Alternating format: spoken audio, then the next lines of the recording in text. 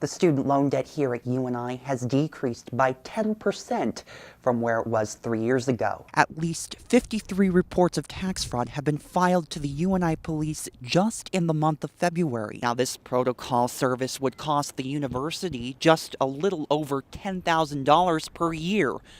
Funds the counseling center does not have. They also plan on reducing street sizes from 6 lanes to 4 lanes.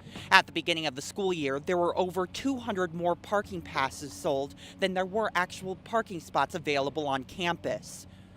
Both Christians and atheists are baffled at why Waterloo and Cedar Rapids were ranked the 4th most godless cities in America by the American Bible Society.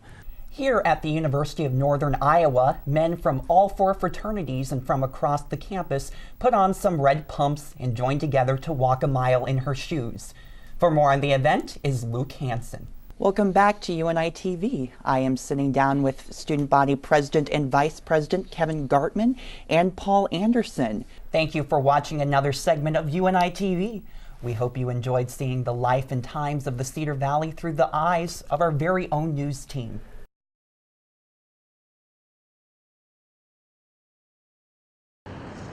Potholes and other cracks and bumps on the roads of University Avenue have been a major issue for the town of Cedar Falls and Waterloo for a long time now.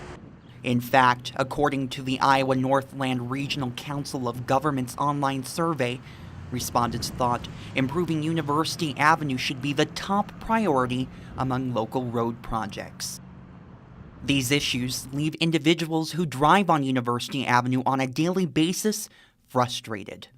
There's basically holes in every lane. And it's really hard with all of the traffic to miss them. Because sometimes, you have potholes in the one lane and you can kind of if there's not a lot of traffic, you can just skew it. But when there's potholes in every lane, you pretty much just have to go through it.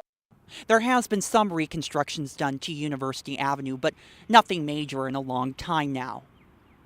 The streets can get very busy, especially during times like these, so individuals who drive on University Avenue may have difficulty avoiding those treacherous potholes. We've seen cars that have thought they were in accidents and shut down the fuel system because they've hit potholes so hard. We've had cars come in with gas tanks dragging on the ground because the potholes are actually so bad. A lot of broken wheel issues, bent and busted wheels, a lot of blown tires, a lot of suspension damage problems going on this year. Tuffy's Auto Service sees vehicles come in for repairs from the damaged roads on University Avenue on a daily basis. Because of this year's harsh winter, the road conditions suffered even more, and it's only going to get worse as the weather improves. Major repairs to University Avenue seem to be the only option. It's better to reroute people to different roads than to have to ruin the citizens, ruin their tires by not doing anything. I honestly feel terrible for the businesses that are on University because personally I won't drive down the road. And I feel bad for what that's doing to the businesses that are on that road and wish somebody would do something about it permanently and repair that road. There's currently a proposed reconstruction plan that was passed by the Cedar Falls City Council last year.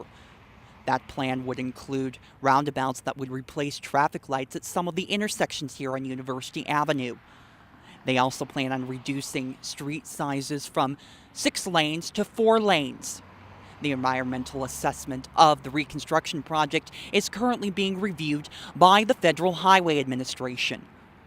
Local officials continue to discuss how such a project will be funded. No date for the start of the reconstruction project has been announced, or the final decisions of what they plan on doing. Reporting for UNI TV, I'm Dakota Funk.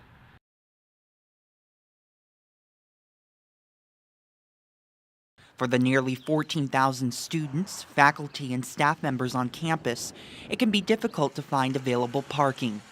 According to the UNI Department of Public Safety, there are only 9,200 parking spots available. For some, finding a spot near their destination is simply out of the question. I just think that there needs to be more parking spots on campus and closer to the classes that you're trying to go to instead of having to come to class 20 minutes early just to find a parking spot. The A and B parking lots, which tend to be located next to the campus buildings, are oversold every year, so pass holders are not even guaranteed a parking spot. I've been late to work, so I try and find a street parking spot.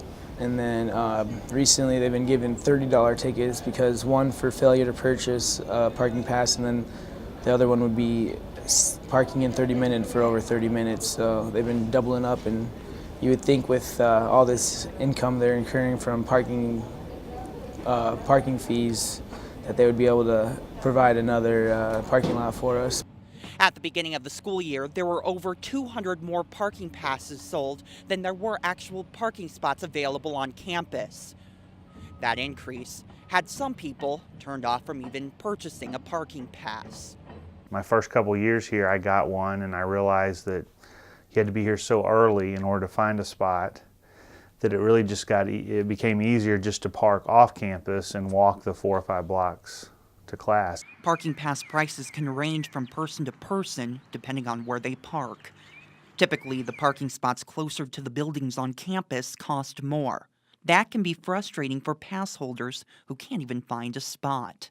If they're going to charge $80 and upwards of $80 a year to park, you should be guaranteed a parking spot, and I don't feel like that's the case. For me, I could never really justify the expense to then loop and circle and maybe even end up parking as far away as I end up parking anyway.